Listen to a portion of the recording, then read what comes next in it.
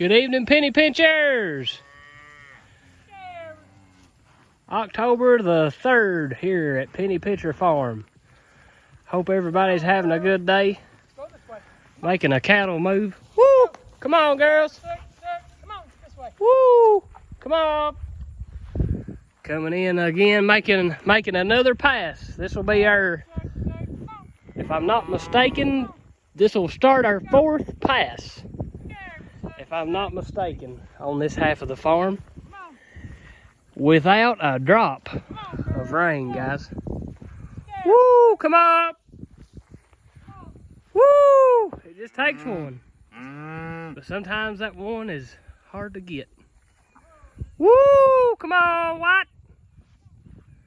Woo! Come on! Sorry, guys, I'm backing up on you and jarring you a little bit. Here they come. Woo! Come on! Somebody asked me one time, they said, why do you say wool for? And somebody asked, Dad said, why do you say soak, soak, soak all the time? And I tell you what it is, guys. It's just you call whatever way that you call your animals. It's the same way with your dogs and all that kind of stuff. If you'll call them about the same way every time, they just learn it. They learn it. And Dad's dad always said, "Sakav, soak, soak." Don't ask me how to spell it or what it means or anything like that. But that's the phrase that he always used to call his cows, and that's what Dad uses. And I just holler at him, "Woo!" And it works. So don't ask why or how. That's just how it is. But a piece of advice, if you got cows and you call them the same way every time. That way they know when you holler, they know what's going on. And there's the last one if that little white-headed calf don't try to escape on Junior. But, like we said, guys, this is starting our 4th pass. And the best me and Dad could figure, it's been 17 days since we was in this paddock last. Which, I will be the first to tell you, is not ideal, especially in, I'm going to say, drought-like conditions. We're by no means in a drought compared to the out west country of the United States and even overseas. They would love to have a rain every 60 days. Some of them don't get it. But for Eastern Kentucky, guys, it is dry. It is dry. It's not rained a drop in the last probably 30 days, if I was guessing. I don't know that for a fact. But it's not rained a drop. We thought with the hurricane moving up the coast, it was supposed to swing in and get us here in Kentucky, but it never made it far enough to us. And Saturday, it didn't do much more than mist. But, guys, when me and Dad was laying this, we laid this set field's paddock out. We got a paddock going right through there, and we got another one laid out through there. So we got 3 paddocks laid out in this field. Took us about 10, 15 minutes to lay both of them out. So 2 lines gives us 3 paddocks because we got a perimeter fence around this whole field. So that was easy enough. But yeah, the rain evaded us. But when we was laying this paddock out, guys, we was very, very, very pleased with the forage that was left, guys. And just, this was with no rain and just 17 days recovery. And we're doing something a little different. Like I said, 17 days recovery is not ideal, but for what we're trying, we're just trying something right now, guys, by cutting the farm in half and only grazing half of it for as long as we possibly can. So we're just trying something. By cutting our farm in half, we're letting half of it stockpile, and we've been doing that since August. So we're going to let it go just as far as we can go.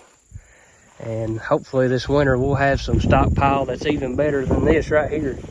And guys, I'm going to take a knee. Sorry about the wind. It's kind of gusty today. I'm going to try to take a knee and let you guys just see the forage that is in this paddock. I don't know if you can see anything or not. But just taking a handful, guys. Look at that.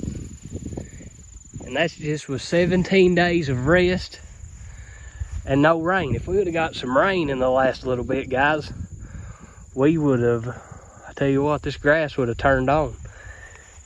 And it just goes to show, guys, stockpiling your grass, giving it rest and recovery. It don't require near as much rain. If this paddock right here would have been grazed off to the dirt, it would still be in the dirt because it ain't had no rain to make it grow. That's just a fact of the matter. It takes rain to make grass grow. And generally here in Kentucky, we are blessed to have plenty of that most years. But for some or whatever reason this fall, the Lord seemed fit to let us get a little dry. So it's one of those deals. The Bible says this too shall pass. So we ain't going to worry about it. He's blessed us. He knows exactly what we need when we need it, and we ain't going to question him. And this cow right here, guys, I've seen something on her, and I want you guys to look at it. If she'll let me get close enough, and I'm not zooming in on that. I'm going to try to get to the side. Sorry. You hear Greg Judy talk about the fat on their tail head. Do you see those wrinkles right there, guys? Right there, right where the tail meets the back. You see those wrinkles? That's what he's talking about, the fat on the tail head. Greg Judy does not wean his calves.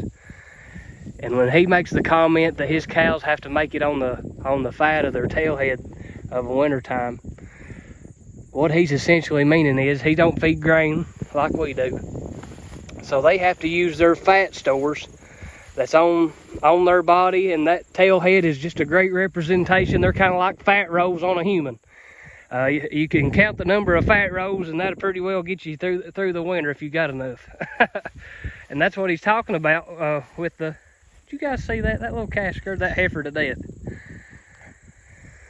But that's what he's talking about, the fat on the tail head. And that cow back there had it, and I was looking at these. This one right here, this is a heifer cow, guys, that we bought. And I tell you what, she's a touch high-headed, and like I say, if she was very high-headed, she wouldn't get this close to us. But she's starting to get some wrinkles. She's starting to put on some weight. Hopefully she's got a calf in her. She's starting to kind of bag up a little bit. We bought her 4 months bred, so hopefully here in the next couple months, she may have us a calf. Our buddy from up north in the northern end of the county, he bought the red cow and calf, and that motley faced cow that we had. He got up with me last week, and that motley faced cow had its baby calf. That I hadn't even told Dad that. Had it last week. A good looking black baby, solid black. I'd have figured she'd have had a black head, but it was solid black. But that's what we like, guys. We like doing good on our farm, but when we sell something to somebody else's farm, we want it to do good, guys. We don't want to sell them junk. We want to send the junk to Wendy's or McDonald's or somewhere. and you guys say, wait a minute, we eat at McDonald's and we eat at Wendy's. Well, it is what it is. That's what you get when you're going and eating at these fast food places. There's a reason that cheeseburger is just $1. So the truth hurts sometimes. It cuts like a two-edged sword. We got a comment on our last video. Did you get a chance to see that? Which one are you talking about? Comment somewhere here in the state of Kentucky, or maybe in other states, they're renting their pastures out. And a comment was made that we could possibly get $40 an acre for the good pasture that we got right now, the grass that we're feeding our cows. Oh yeah, I think I seen that. I can't remember, but yeah, what they're referring to, I would guess, guys, is pasture, especially this late in the year. If you was to be if you had a farm, you know, and it had good forage on it, especially this time of year, and if you was leasing it to somebody to run cattle on, the going rate would be $40 to the acre. So what? I've got your phone in my hand. $40 to 60 acres just for quick math. You $240? $240 times 60 acres, $2,400. $2,400. So I was getting ready to say I ain't good at math, guys, but I did know that wasn't hardly close enough. But $2,400, say we was going to lease our farm, you know, for a period of time. I don't know the time frame. If you was leasing for $40 an acre, I don't know if that's for a year or what that would be. But hey, if somebody come to Penny Pincher Farm and said we'd give you $2,400 to lease your farm till February, I would let them have it. I would let them have it. And why would somebody want to do that? You're looking at it, guys. If you got grass like that right there, and you don't have to invest by way of hay or corn or anything like that, hey, it's worth $40 an acre. You'll come out better in the end game. And that's the whole deal behind us doing it, guys. We stockpile grass and rotational graze so we don't have to buy as much hay, and we don't have to buy no corn unless we just want to. In special cases, if we got a heifer we're trying to grow up, or a sick cow or something that we're trying to give her a little extra TLC, we might buy her some corn or sweet feed mix or something like that. Yeah, we ain't. But that's the thing, we don't rely on it because we don't have to have it because we got grass. But yeah, that's a good comment, Junior. I think I read it, but I forgot about it. I never thought twice about it. But I'll tell you a little story on this little calf right here, guys. I noticed it coming over here. He is just not growing like I think he should have. And I just may be getting picky and whatnot. But I don't know. That was the calf that we found the week that Mom and Dad went to the beach. That was the calf that we found in the opposite paddock from its mommy. But we figured it, we talked it out, and we think that it was in with its mommy when Dad moved them the night before they left for the beach. Mm-hmm. But when I come back 2 days later, it was in the opposite paddock from its mommy. So if that was the case, that might explain a little bit of stunt in its growth. But we don't think that's what happened. So it may just be just a little small type calf. We ain't worried about it because it's alive and doing well and a kicking and a scratching and a doing good. So we ain't going to worry about it. If they're a little bit small, that's fine with me. If they'll grow and eat and live, you can sell that. If they won't eat and won't grow and won't live, you can't sell it. That's the way. We're pretty easy to please here at Penny Pincher Farm. If you can come here and eat our grass, and in about 6 or 7 months, give us a baby calf to sell, and that baby calf make it, that's all we ask of you. That's all we ask of you. And if you'll stay behind our electric fence, that's pretty well the criteria. That's pretty well the criteria. If you don't stay behind our fence, you got your ticket out. Don't matter if you're a good one or not. But I messed up right there, guys, and pulled this plant out of the ground. But look at her root system. Just a big bulb. And when you can get some roots like that, it's untelling how deep it goes in the ground. But that's how this grass can grow, guys, without any rain. It's established good. It's got a good root system in the ground.